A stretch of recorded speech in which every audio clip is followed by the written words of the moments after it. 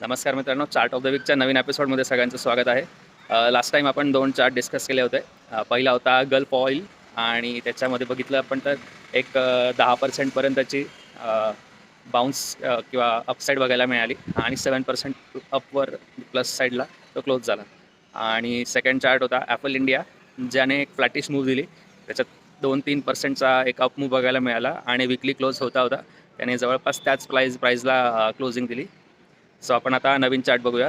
मी आता screen share करतो. नेहमीप्रमाणे आपण बघतो तसं स्मॉल कॅप इंडेक्स जर बघितला तर गेल्या वीकमध्ये एक स्मार्ट अप मूव्ह बघायला मिळाला आहे आपल्याला आणि याचा अजूनही एक बुलिश अप ट्रेंड जो आहे हा अजूनही कंटिन्यू आहे. तर आपण आता चार्ट ऑफ द वीकच्या पहिल्या चार्टकडे जाऊया. पहिला चार्ट आहे GM ब्रुवरीजचा. सो या चार्टला सिलेक्ट करण्याचं कारण आहे की जसं बघू शकतो आपण की इथे मी दोन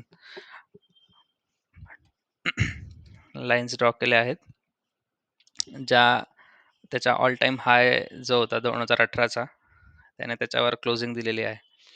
आणि जी आत्ताची गेल्या वीकची जी व्हॉल्यूम कॅन्डल आहे त्याच्यामध्ये पण एक खूप मोठा स्पाइक बघायला मिळाला आहे. सो आता हा सेक्टर एक अपमूव्ह बुलिश अपमूव्ह अप ट्रेंडकडे जाण्याचा एक सिग्नल देतोय. आपण याचे टार्गेट्स काढूयात.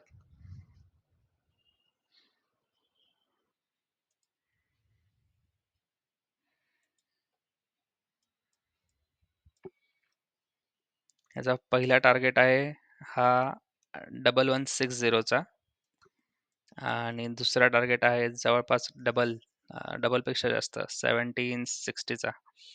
सो जसं आपण इथे बघू शकतो की याने लास्ट वीक खूपच जास्त मोठा एक प्राइस ॲक्शन बघायला मिळालं. 640 वरून जवळपास एक 950 पर्यंत गेला. सो अशा केसमध्ये याला आपण ह्या लेवल्सपर्यंत येण्याची वाट बघितली पाहिजे, या 2 लेवल्सपर्यंत. आणि जर इथे आला तर याच्यात एक एंट्री करायचा एक चांगला चान्स आहे. आपण आता म्हणजे दुसऱ्या चार्टकडे जाऊया. आपला दुसरा चार्ट आहे सनफ्लॅग आयन. जसं बघू शकतो आपण इथे की हा सनफ्लॅग आयन हा एक अप ट्रेंडमध्ये आहे आणि याने एक सिमेट्रिकल ट्रायंगलचा ब्रेकआउट दिला आहे. सो ट्रायंगल एकदा विजिबल होण्यासाठी मी चार्ट पॅटर्न काढून इथे आपण बघू शकतो की हा एक सिमेट्रिकल ट्रायंगलचा ब्रेकआउट दिलेला आहे. याचे पण आपण टार्गेट्स काढायचे झाले तर